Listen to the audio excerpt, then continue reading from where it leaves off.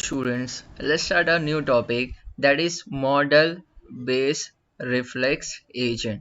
ठीक है, तो model based reflex agent simple reflex agent के ड्रॉबैक को ओवरकम करता है।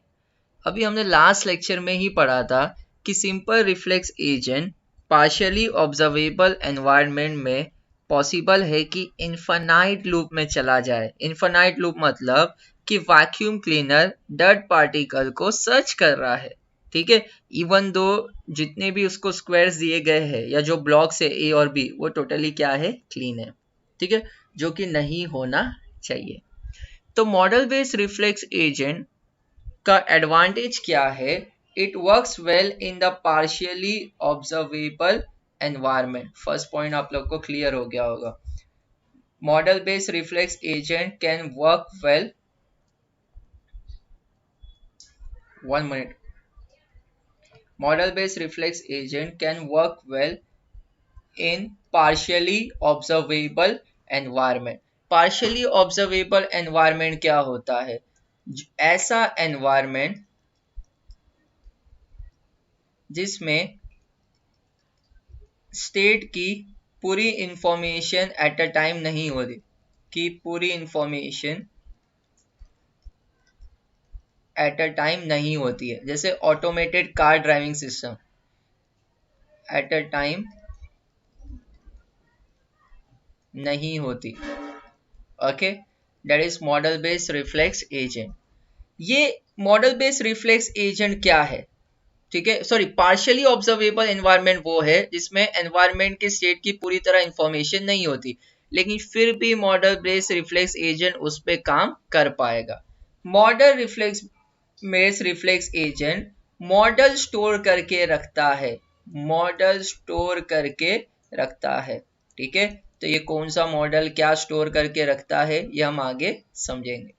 ठीक है, agent will perform actions based on current input as well as previous input। ठीक है, मॉडल देखो, सिंपल रिफ्लेक्स एजेंट क्या करता था? Current input, current action, condition, action rule. Model based reflex action agent वैसा नहीं है। ये एक्शन जो परफॉर्म करेगा उसमें करंट इनपुट को भी कंसीडर करेगा, साथ ही साथ प्रीवियस या पास्ट इनपुट को भी कंसीडर करेगा। ठीक है, अब ये वर्क कैसे करता है? Once the sensor takes input from the environment, agent checks the current state of the environment। क्या चेक करेगा? Current state. ठीक है, उसके बाद it checks for the previous state which shows how the world is developing। देखो, जाहिर सी बात है, रियल टाइम एनवायरमेंट में चेंजेस होते रहते हैं। जैसे आप लोग को एक सब्जेक्ट आएगा सेम 6 में, जीआईएस। ठीक है, जो गूगल मैप से रिलेटेड है। अभी मेरे को बताओ, गूगल मैप्स में नई नई लोकेशंस ऐड होती जाती है कि नहीं? Similarly there are different ways जिसमें इंफॉर्मेशन क्या होती है, वर्ल्ड क्या होता है, चेंज होता जाता है। ठीक है, जैसे ओला का ऐप है, अगर कोई नया रास्ता डेवलप किया गया रहेगा तो उसमें वो बताएगा ना ऐप में, हाँ कि नहीं? तो which shows how the world is developing and how the environment is affected by the action which is taken by agent at earlier stage। मतलब एजेंट जो है वो करंट इनपुट देखेगा, फिर ये चेक करेगा कि जो सेम इनपुट पहले था, पास में आया था, उसके एक्शन का कॉन्सिक्वेंस क्या था। आपको री इन्फोर्समेंट लर्निंग मैंने पढ़ा है, अगर पास में गुड एक्शन किया है तो उसका गुड परफॉर्मेंस फैक्टर होता है, अगर बैड एक्शन है तो उसको पनिश किया जाता है। अगर किसी ने गाड़ी ठोक दी तो वो पनिश में है, अगर सही तरीके से ड्राइव किया वो गुड एक्शन में, हाँ कि नहीं? तो नॉलेज बेस में पास इनपुट भी देखेगा और ये चेक करेगा कि वर्ल्ड कैसे चेंज हो रहा है, एनवायरनमेंट में क्या क्या चेंजेस आ रहे हैं। ठीक है, इसके बेसिस पे अपना करंट एक्शन डिसाइड करेगा। ठीक है, तो मैंने क्या कहा? मैंने आपसे कहा how the world is developing या चेंजिंग। इस इंफॉर्मेशन को नॉलेज बेस में स्टोर किया जाता है and that is called model of the world. ठीक है, जिसमें रियल टाइम ऑब्जेक्ट्स को स्टोर किया जाता है, that is called model of the world, कि एनवायरनमेंट किस तरह टाइम टू टाइम क्या होता है, चेंज होता जाता है। ठीक है, उसके बेसिस पे फाइनली एक्शन डिसाइड होगा and that will be perform by effector. Effector is nothing but your actuators. ठीक है.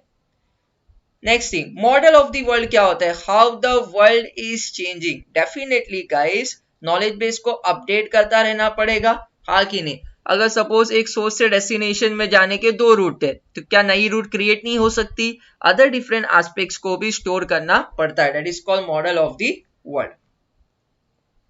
ठीक है. अभी ये सिंपल एग्जांपल है, sorry, automated car driver system का. अभी इसमें सीन क्या है, आज मैं आगे बढ़ा देता हूँ, मैं पूरा सिनारियो समझाता हूँ. सपोज एक कार, 2 कार चल रही है रोड पे.